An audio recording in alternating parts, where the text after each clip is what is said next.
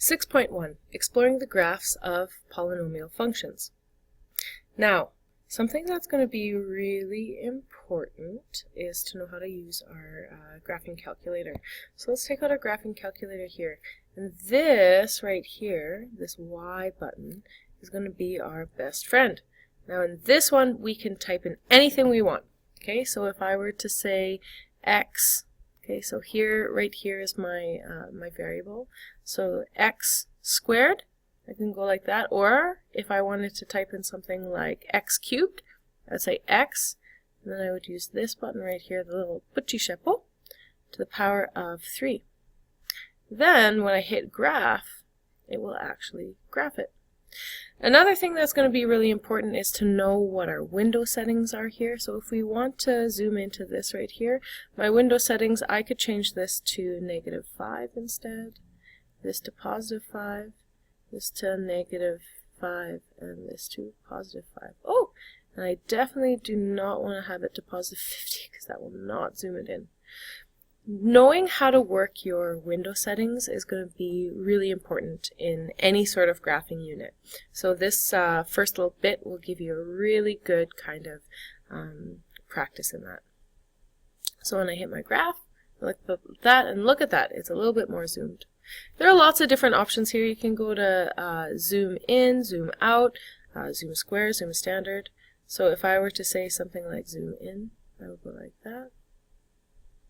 And I want to zoom in here, so I'd hit enter, and I can zoom in to that that specific spot. Now, this was not particularly helpful because I didn't zoom into, say, something where I can see the graph actually. But if I go zoom out, zoom standard, this is what I want. When I do that, it goes into the standard. So I think that's the 10 by 10. So we're going to get practice specifically in graphing, but I just want us to know a few things.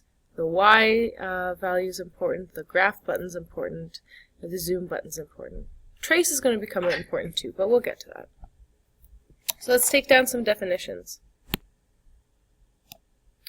The end behavior is the description. Sorry, not description, description. Of the shape of the graph.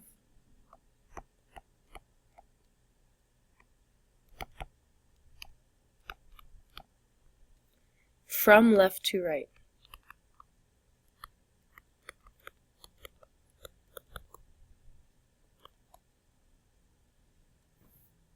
On the coordinate plane.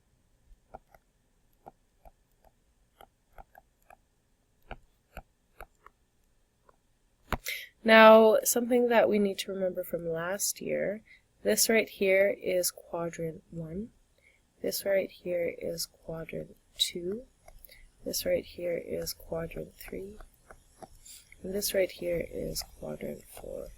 Now we're not going to use sign, but if we're talking about a graph, let's say, I'm going to do it in another color, let's say it looks like this, we're saying, so example, we're saying that it goes from quadrant 3 to quadrant 1. This is the end behavior.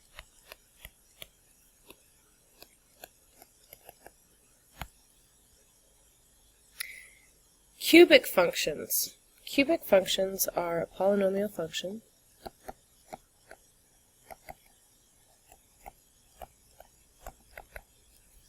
of the third degree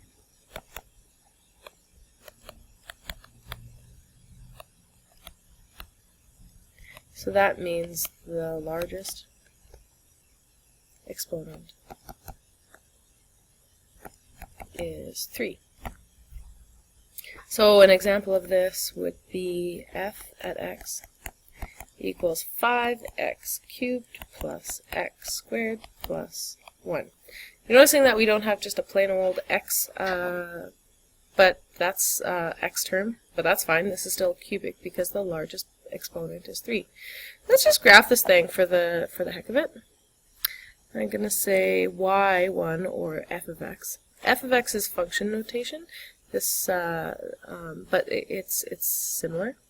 So 5x to the power of 3 plus x squared plus 1. I'm going to graph this thing, see what it looks like. Okay, so what I want to do actually is I want to zoom in, and I want to zoom in like right here. See what it does there. Enter. Cool.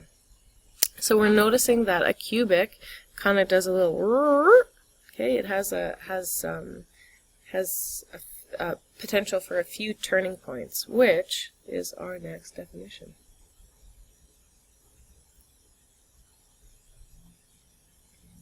So a turning point is any point where the graph of a function changes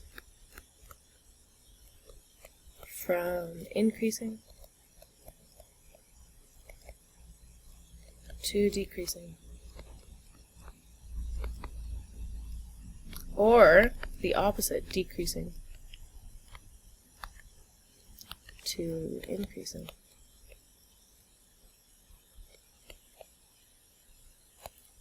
So if I were to look at my graph here, I'm noticing that this is increasing. Oh, that's not what I want. This right here is increasing, and then it changes here to neutral, and then it goes back up here to increasing. Okay, so it changes. So we have some turning points in this cubic function. Let's take down the definition of a leading coefficient. It is the coefficient of the term with the highest degree, or the highest exponent in the polynomial.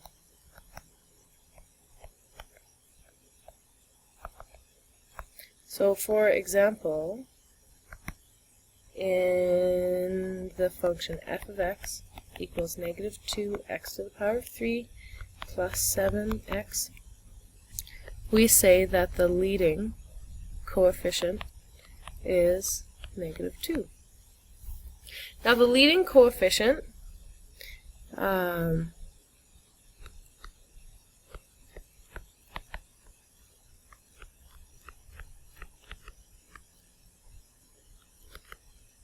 changes the end behavior.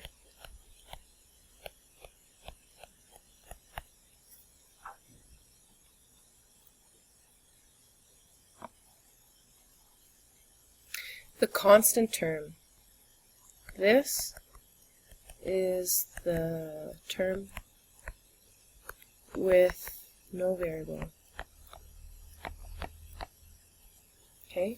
Or we can say a variable raised to the power of 0.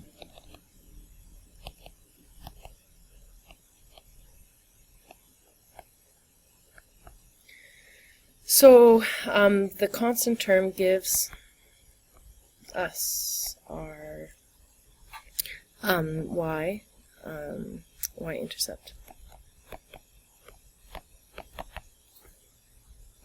So for example, if we have y equals x squared plus 2x plus 5x to the power of 0. If we were looking at this one, 5x to the power of 0 is just 5 times 1, because anything raised to the power of 0 is 1, so that's 1. So chances are, in an equation, you're actually not going to see x to the power of 0, you're just going to see 5, because simplified it is 1. Or simplified x to the power of 0 is 1. And so then we are left with the number of 5. Yeah. Standard form. So this is standard form of different equations. So we have a linear function. We have f of x equals ax plus b, where a cannot equal 0, because otherwise we would have a constant function, which we're going to visit next. Now a and b can be anything. They're just kind of holding the spot of numbers. And we'll get into some examples here. Quadratic, this should be familiar from last year. That's going to be f of x equals ax squared plus bx plus c, where a cannot equal 0. Now if our a became 0, that means that we would take out this whole x to the power of 2 term, and we would just be left with a linear. So it's important that a does not equal 0, or cubic. F of x equals ax to the power of 3 plus bx to the power of 2 plus cx plus d, where a cannot equal 0.